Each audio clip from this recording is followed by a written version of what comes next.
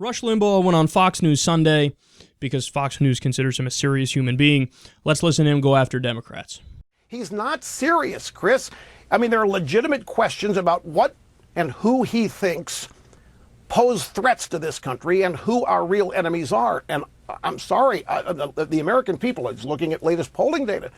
He's got his worst marks ever on dealing with terrorism. People are scared. We've got these refugees coming in, and nobody's confident that we can vet them.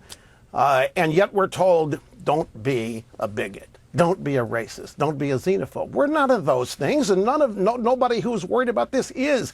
They love America. They're concerned about our security. They don't think this administration is, or at least they're not seeing any signs of it. It's really troubling. I'm having to bite my lip here, what I really think. I think it's what do you really think? Really devastating.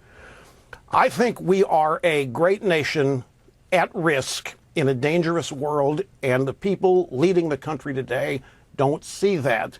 They see us as the problem, not the solution. They think that we are responsible for some of these problems. They'll fall back and blame George W. Bush for what's going on. ISIS didn't exist when Bush left office. Totally not true. If he knew anything about the history of the region or the history of the war, he would know that. But he's a political know-nothing who does no research, so he goes out there and says ignorant shit like that.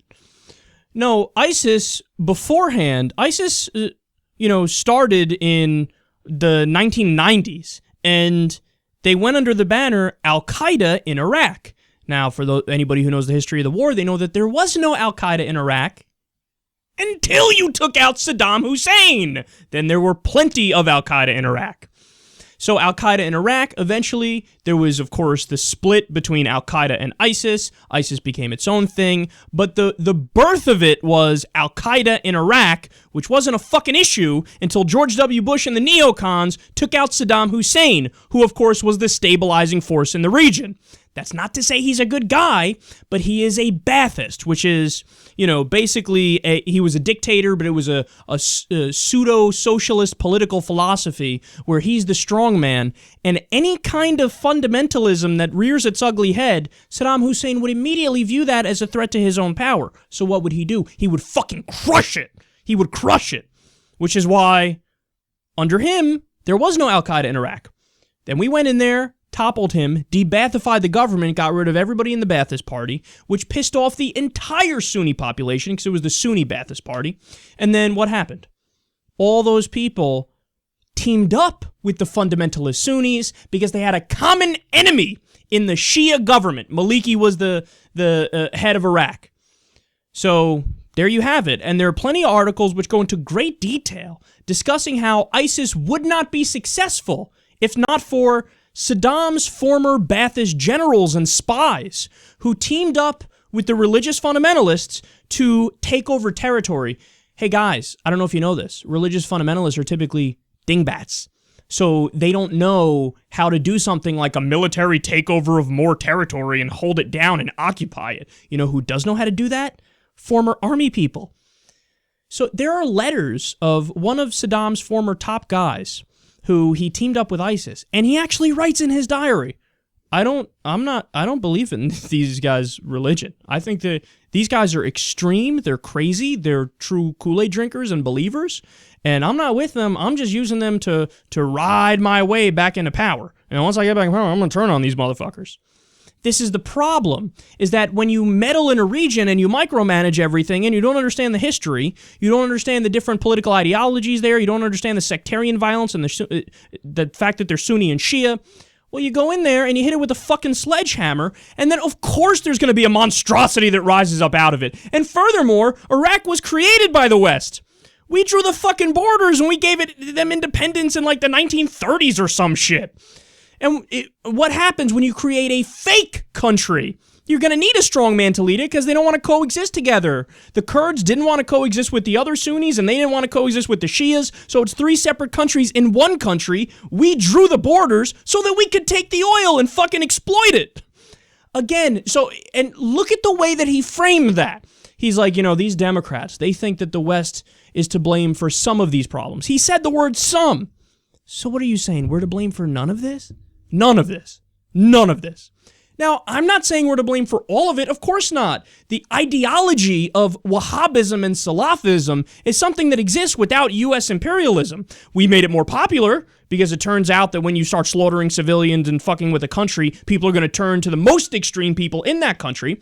But we're not blaming for all the problem. The ideology exists in the first place, and that's their own issue. Okay, but this idea that we have nothing to blame, and definitely don't blame George Bush. ISIS didn't exist before George Bush. You know, they weren't there when he was there. So what's the implication? What's he getting at? He's trying to say, I mean, come on. It was the serious Republicans who were able to handle Iraq. And then the problem was Obama. When Obama decided I'm going to draw out of some places in Iraq. And, you know, so what did you want, Rush? What's your argument? Occupy forever? Because, hey, then there will be no vacuum for bad people to fill. No, the problem was you created the fucking vacuum in the first place. If you didn't create the vacuum, then the situation wouldn't be like it is today. And you can't argue against that. And now, unfortunately, of course the region's going to go to shit when you pull out. But you got to pull off that Band-Aid fast, man. Okay, it's going to happen. There's going to be a problem whether we leave now, 30 years from now, 112 years from now. It's going to go to shit when we leave.